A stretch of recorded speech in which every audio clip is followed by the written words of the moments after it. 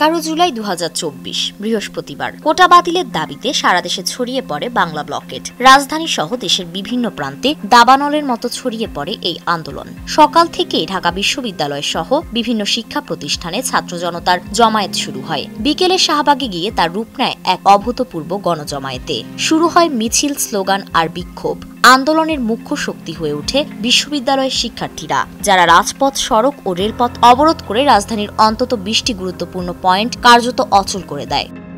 বিকেল 3টার পর থেকে রাজধানীর বিভিন্ন স্থানে সড়ক, মহাসড়ক ও রেলপথ অবরোধ শুরু হয়। ঢাকা বিশ্ববিদ্যালয় থেকে শুরু হওয়া বিশাল মিছিল শহরের কেন্দ্রস্থলে ছড়িয়ে পড়ে। বিকেল 5টায় পুলিশের ব্যারিকেড ভেঙে শাহবাগ মোড়ে পৌঁছে যায় হাজার হাজার আন্দোলনকারী। পুলিশ ও ছাত্রলীগের বাধা সত্ত্বেও আন্দোলন থেমে থাকেনি। শাহবাগে অবস্থান নিয়ে শিক্ষার্থীরা একযোগে স্লোগান দিতে থাকেন, পুলিশ দিয়ে আন্দোলন বন্ধ করা যাবে না, ভয় দেখিয়ে আন্দোলন বন্ধ করা যাবে না, হামলা করে আন্দোলন বন্ধ করা যাবে না, কোটা না মেধা, মেধা মেধা এবং মুক্তিযুদ্ধের বাংলায় বৈষম্যের ঠাঁই নাই।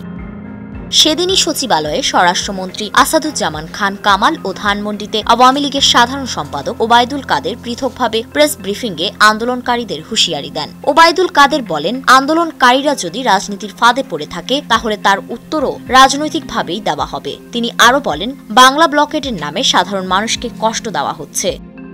এদিন রাজধানীর বিভিন্ন শিক্ষা প্রতিষ্ঠান থেকে আগত শিক্ষার্থীদের উপর পুলিশের লাঠিচার্জের খবরও আসে। বিকেল 4টায় শেরে বাংলা কৃষি বিশ্ববিদ্যালয়ের দ্বিতীয় গেটে আন্দোলনরত শিক্ষার্থীদের উপর পুলিশ লাঠিচার্জ করে, যাতে অন্তত 10 জন আহত হন। একইভাবে জগন্নাথ বিশ্ববিদ্যালয় ও জাহাঙ্গীরনগর বিশ্ববিদ্যালয়ের শিক্ষার্থীরাও বাধার সম্মুখীন হন। চট্টগ্রাম বিশ্ববিদ্যালয় ও এর অধিভুক্ত কলেজগুলোর শিক্ষার্থীদের উপরও পুলিশ লাঠিচার্জ করে, যাতে 7 জন আহত হয়। পরে তারা নগরীর 2 নম্বর গেটে এসে সড়ক অবরোধ শুরু করে।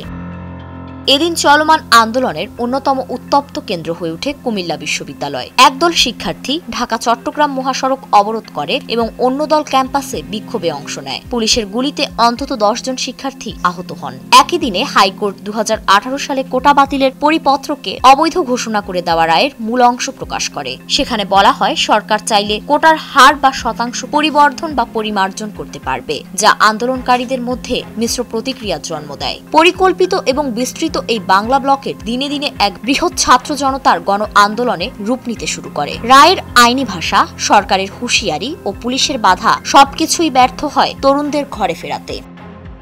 ফারিন রহমান প্রীতি, নয়া দিগন্ত।